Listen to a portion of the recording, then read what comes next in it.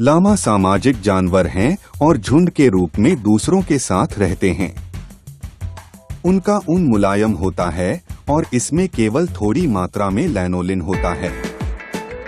लामा कुछ दोहराव के बाद सरल कार्य सीख सकते हैं। टैग का उपयोग करते समय वे अपने शरीर के वजन का लगभग 25 से 30% 8 से 13 किलोमीटर तक ले जा सकते हैं। लामा नाम अतीत में लामा या ग्लामा भी लिखा जाता था। यूरोपीय बसने वालों द्वारा मूल पेरुवासियों से अपनाया गया था। ऐसा माना जाता है कि लामाओं के पूर्वज लगभग 40 मिलियन साल पहले उत्तरी अमेरिका के महान मैदानों से उत्पन्न हुए थे और बाद में ग्रेट अमेरिकन इंटरचेंज के दौरान लगभग 3 मिलियन साल पहले दक्षिण अमेरिका चले गए। अंतिम हिमयुग के अंत तक उत्तरी अमेरिका में ऊंट विलुप्त हो गए थे। 2007 तक दक्षिण अमेरिका में 7 मिलियन से अधिक लामा और अल्पाका थे और संयुक्त राज्य अमेरिका और कनाडा में 1,58,000 से अधिक लामा और 1 लाख अल्पाका थे, जो 20वीं शताब्दी के अंत में आयात किए गए पूर्वजों के वंशज थे। पौराणिक कथाओं में लामा महत्वपूर्ण प्राणी हैं। कहा जाता है कि स्वर्गीय लामा समुद्र से पानी पीते हैं और बारिश होने पर पेशाब करते हैं। आयमारा एस्कैटोलॉजी के अनुसार लामा समय के अंत में उन जल स्रोतों और तालाबों में वापस लौट जाएंगे जहां से वे आए थे। शुरुआती लेखकों ने लामाओं की तुलना भेड़ों से की थी, लेकिन ऊंट से उनकी समानता जल्द ही पहचान ली गई। डीएनए विश्लेषण ने पुष्टि की है कि गुआनाको लामा का जंगली पूर्वज है, जबकि विकुना अल्पाका का जंगली पूर्वज है। ऊंट वंश का एक अच्छा जीवाश्म रिकॉर्ड है। ऊंट जैसे जानवरों का पता पूरी तरह से विभेदित आधुनिक प्रजातियों से शुरुआती मियोसीन रूपों तक लगाया गया है। उनकी विशेषताएं अधिक सामान्य हो गई और उन्होंने वे खो दिए जो उन्हें ऊंट के रूप में अलग करते थे। इसलिए उन्हें पैतृक आर्टियोडैक्टाइल के रूप में वर्गीकृत किया गया था। पुरानी दुनिया में पहले के रूपों के कोई जीवाश्म नहीं मिले हैं, जो दर्शाता है कि उत्तरी अमेरिका ऊंटों का मूल घर था और पुरानी दुनिया के ऊंटों के पूर्वज उत्तरी अमेरिका से बेरिंग लैंड ब्रिज के माध्यम से पार हो गए थे। 3 मिलियन साल पहले पनामा के इस्तमुस के गठन ने ऊंटों को ग्रेट अमेरिकन इंटरचेंज के हिस्से के रूप में दक्षिण अमेरिका में फैलने की अनुमति दी। एक पूर्ण विकसित लामा सिर के शीर्ष पर 1.7 से 1.8 मीटर की ऊंचाई तक पहुंच सकता है और इसका वजन 130 और 272 किलोग्राम के बीच हो सकता है। परिपक्वता के समय नर का वजन 94.74 किलोग्राम हो सकता है, जबकि मादा का वजन 102.27 किलोग्राम हो सकता है। जन्म के समय एक शिशु का वजन 9 से 14 किलोग्राम के बीच हो सकता है। लामा आमतौर पर 15 से 25 साल तक जीवित रहते हैं, कुछ 30 साल या उससे अधिक जीवित रहते हैं।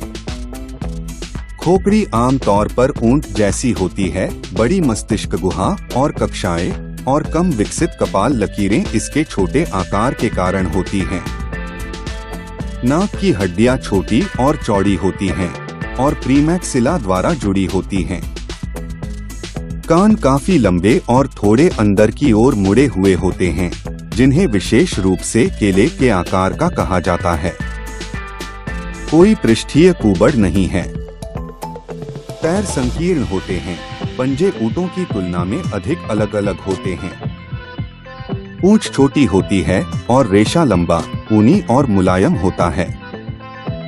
आवश्यक संरचनात्मक विशेषताओं के साथ साथ सामान्य रूप और आदतों में इस प्रजाति के सभी जानवर एक दूसरे से बहुत मिलते जुलते हैं, इसलिए उन्हें एक, दो या अधिक प्रजातियों से संबंधित माना जाना चाहिए या नहीं, यह प्रकृतिवादियों के बीच विवाद का विषय है।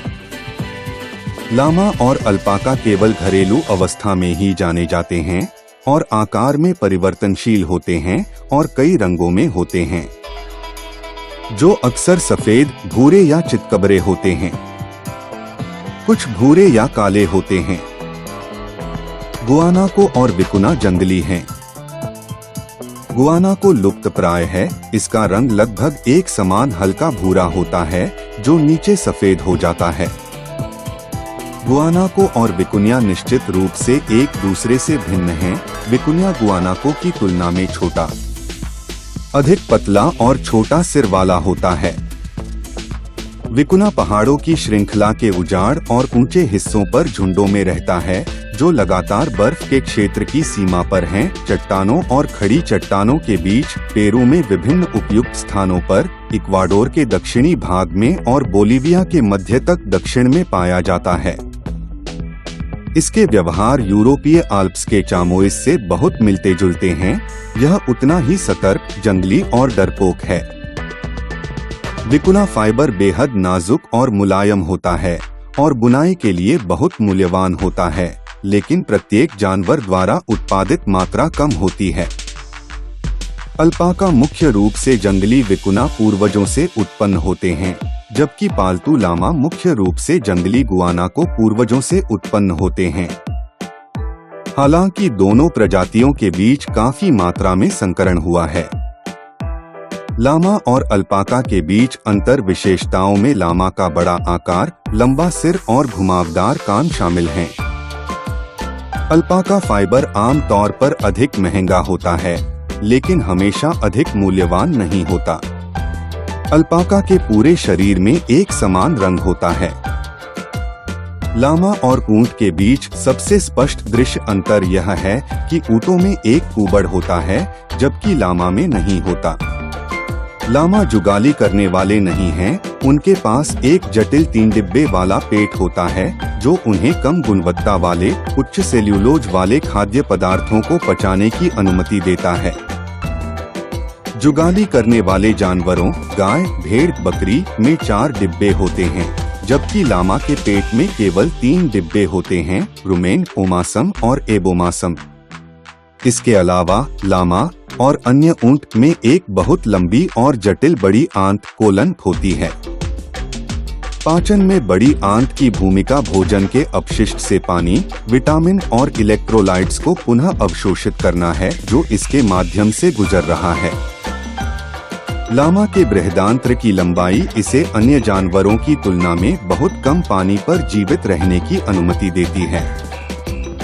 यह शुष्क जलवायु में एक बड़ा फायदा है जहां वे रहते हैं। लामाओं का प्रजनन चक्र एक बड़े जानवर के लिए असामान्य होता है। मादा लामा प्रेरित ओव्यूलेटर होती हैं। संभोग के दौरान मादा एक अंडा छोड़ती है और अक्सर पहले प्रयास में ही निषेचित हो जाती है। मादा लामा एस्ट्रस हीट में नहीं जाती हैं। मनुष्यों की तरह लामा नर और मादा अलग अलग दरों पर यौन रूप से परिपक्व होते हैं। मादा लगभग 12 महीने की उम्र में यौवन तक पहुंचती है। नर लगभग 3 साल की उम्र तक यौन रूप से परिपक्व नहीं होते हैं।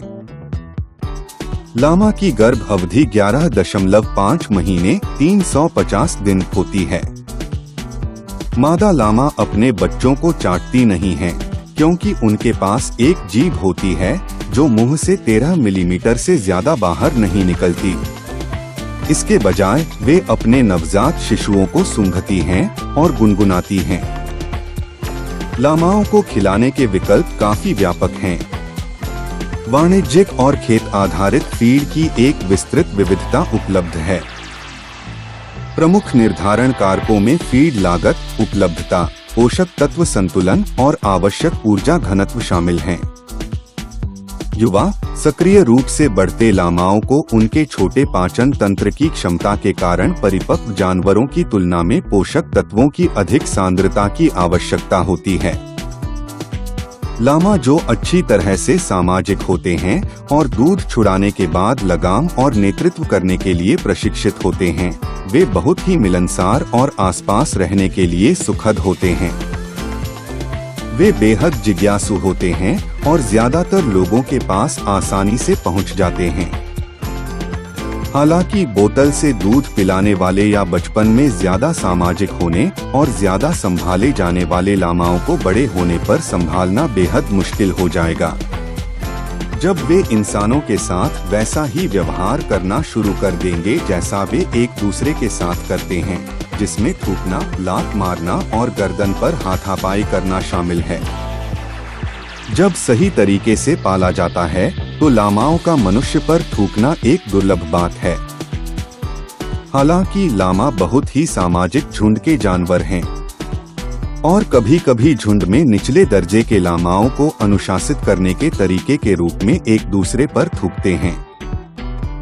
झुंड में लामा का सामाजिक दर्जा कभी स्थिर नहीं होता। वे हमेशा छोटे मोटे झगड़ों के जरिए सामाजिक सीढ़ी में ऊपर या नीचे जा सकते हैं। यह आमतौर पर नरों के बीच किया जाता है ताकि देखा जा सके कि कौन हावी होगा। उनकी लड़ाइयाँ दिखने में नाटकीय होती हैं, जिसमें थूकना, एक दूसरे को अपनी छाती से टकराना, गर्दन से कुश्ती करना और लात मारना शामिल है, मुख्य रूप से दूसरे का संतुलन बिगाड़ने के लिए। मादाओं को आमतौर पर झुंड के अन्य सदस्यों को नियंत्रित करने के साधन के रूप में ही थूकते हुए देखा जाता है। थूक में मौजूद पदार्थों से कोई यह निर्धारित कर सकता है कि लामा कितना उत्तेजित है। लामा जितना अधिक चिढ़ता है, वह अपने पेट के तीनों डिब्बों में उतना ही पीछे जाकर अपने थूक के लिए सामग्री खींचने की कोशिश करेगा। लामा द्वारा कराहने जैसी आवाज निकालना अक्सर डर या गुस्से का संकेत होता है। दुखी या उत्तेजित लामा अपने कान पीछे कर लेते हैं, जबकि कान ऊपर की ओर उठे हुए होना खुशी या जिज्ञासा का संकेत है। उत्तरी अमेरिका में पशुधन रक्षक के रूप में लामाओं का उपयोग 1980 के दशक की शुरुआत में शुरू हुआ था और तब से कुछ भेड़ उत्पादकों ने लामाओं का सफलतापूर्वक उपयोग किया है। कुछ लोग उन्हें अपने छोटे चचेरे भाई अल्पाका की रक्षा के लिए भी इस्तेमाल करते हैं।